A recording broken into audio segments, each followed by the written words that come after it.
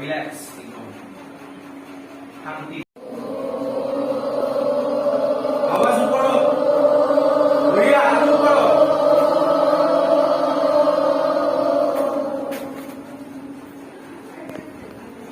কালুয়া একদম পেটৰ পৰা আওয়াজ শুনিবা যিমান জোৰে কালুয়া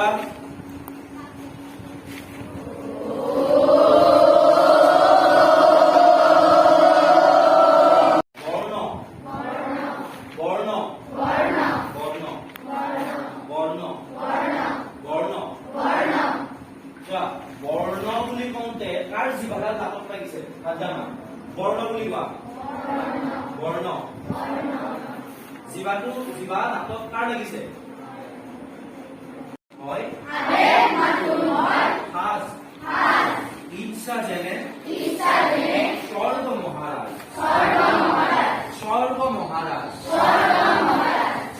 মহাৰাজ তুমি কোৱা বিলত নগৰ হয় নগৰত নৈ বয় ধুদে তাক বান্ধে ৰাজ আলি কাৰেঙৰ দেউতা শিল যেন ছটা ইয়াত এটা মানে তালু আহি গৈছে হয়নে ইয়াত যেনেকে আহি গৈছে বিলত নগৰ হয় নগৰত নৈ বয় ধুদে তাক বান্ধে ৰাজ আলি এটা তাল আহিছে নে তাল ধৰণৰ আহিছে এনেকুৱাকে কৰিবা ঠিক তেনেকে আহা এনাৰ্জি মেৰুদণ্ড চিধা বান্ধে গড় কান্ধে মাটি জাত মাৰে বৰ্ণা বোঠানাই আছে হাত দানাই আছে দাঁত এনে খেনা ৰাখে গড় গাঁও মোৰাই সবা কুকুৰনি তথাপি আপোন মোৰাই গছ লতা ফুলে ভৰা এইখন ধুনীয়া ধৰণী কেৱে মোক দিলে নিচিনা হয়তো নহব পাৰে মোৰ দেশ সবাতো চহকী তথাপি আপোন মোৰ দেশ ইয়াৰ নগৰ গাঁও জান জুৰি প্ৰাণৰ চিনাকি যাৰ নাই মহিমাৰ শেষ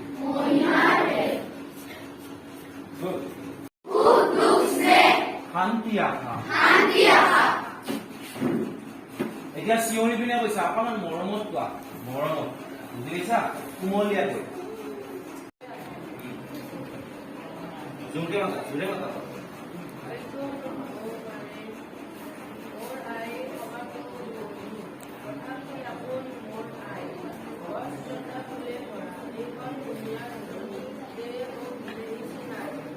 বিজুলী বজ্ৰ হানি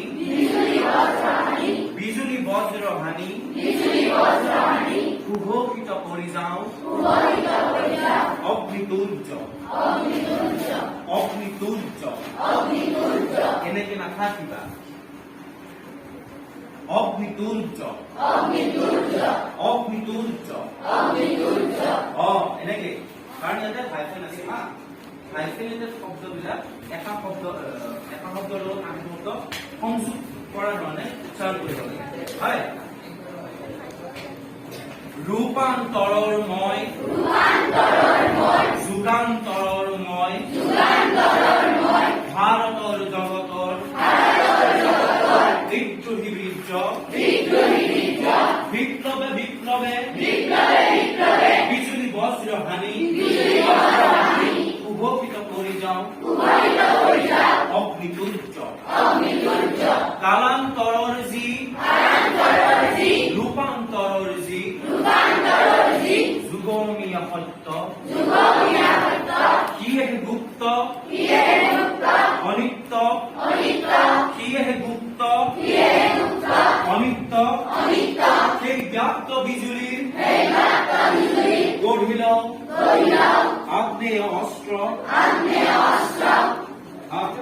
কালান্তৰৰ যি ৰূপান্তৰৰ যি যুগমীয়া সত্য সিয়েহে গুপ্ত অনিত্য সিয়েহে গুপ্ত অনিত্য সেই ব্যাপ্ত বিজুলীৰ গঢ়িল আগ্নেয় অস্ত্ৰ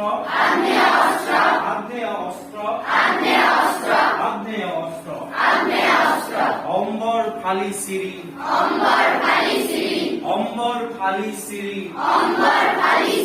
দিগম্বৰ যোগীময় যুগে যুগে পিন্ধু ৰাও যুগে যুগে পিন্ধু মাথো উপযোগী নৱ নৱ যুগ বস্ত্ৰ হৰিতাল ব্ৰহ্মতাল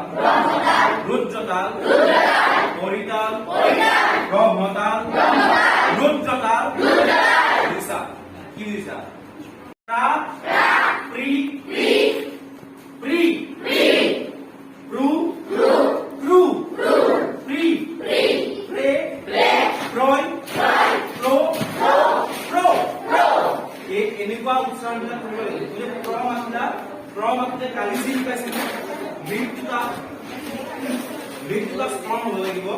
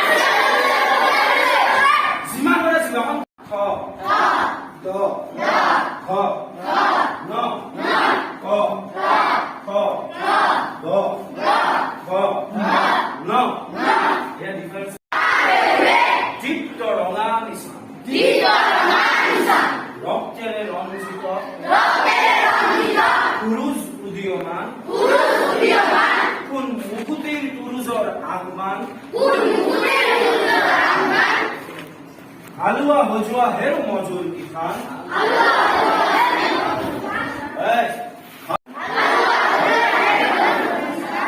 কিষান নহয় কিষানটো হিন্দী হয় কিষানো হয় অসমীয়া ভাং ভাং yes ভাং ভাং ভাং ভাং ভাং ভাং ভাং ভাং লোহার শিকলি ভাং এই যেটা লোহা বুলি কবা এক টুকুৰা লোহা হ'ল কাৰাৰ ফাটে খোল কাৰাৰ ফাটে খোল ভাং ভাং দুৱাৰৰ দাম ইয়াত চিঞৰি আছা yes sing sing sing sing আৰু প্ৰকাশ কৰা ভালকে sing sing sing sing এটা স্পিডত গৈ আছে ইয়াত চাৰিটা সিং আছে ন সেই চাৰিটা সিংক ভালকে প্ৰকাশ কৰিব লাগিব খেলিব লাগিব ইয়াৰ মাজত এনেকে সিং একচুৱেলি বাংলা এনেকে সিংবা এনেকে সিংবা ভাং ভাং ভাং ভাং ভাং ভাং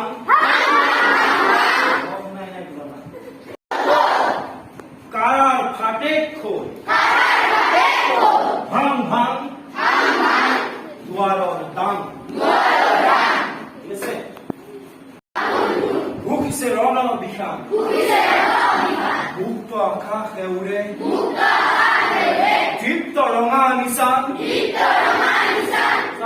তোমালোকৰ একে হৈ আছে ভাং লোহাৰ শিকলি ভাং সিং সিং সিং সিং ডাকৰ বান্ধোন সিং খোল খোল খোল খোল কারার ফাটে খোল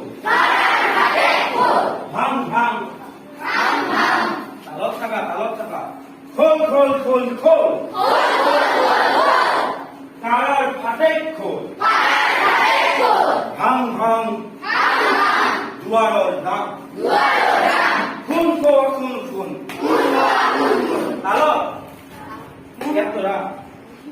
নিজৰ তাত ধৰিবা হ'ল নিজৰ তাত তালো ধৰিবা কারার ফাটে খোল ভাং ভাং এটা তাল নিদিবা খোল খোল পুলিশের অনাবিখান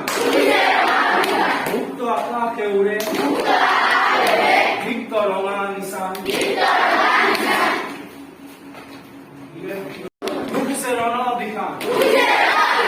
মুক্ত আকাশে উড়ে দীপ্ত রঙা নিশান খুন খোৱা খুন খুন পুলিশেৰ অনাবিখান মুক্ত আকাশে উড়ে দীপ্ত ৰঙা নিশান খুন খোৱা খুন খুন পুলিশেৰ অনাবিখান মুক্ত আকাশে উড়ে দীপ্ত ৰঙা নিশান খুন খোৱা খুন খুন পুলিশেৰ অনাবিখান মুক্ত আকাশে উড়ে দীপ্ত ৰঙা নিশান খুন খোৱা খুন খুন পুলিশেৰ অনাবিখান মুক্ত আকাশে উড়ে দীপ্ত ৰঙা নিশান কি বুজিছা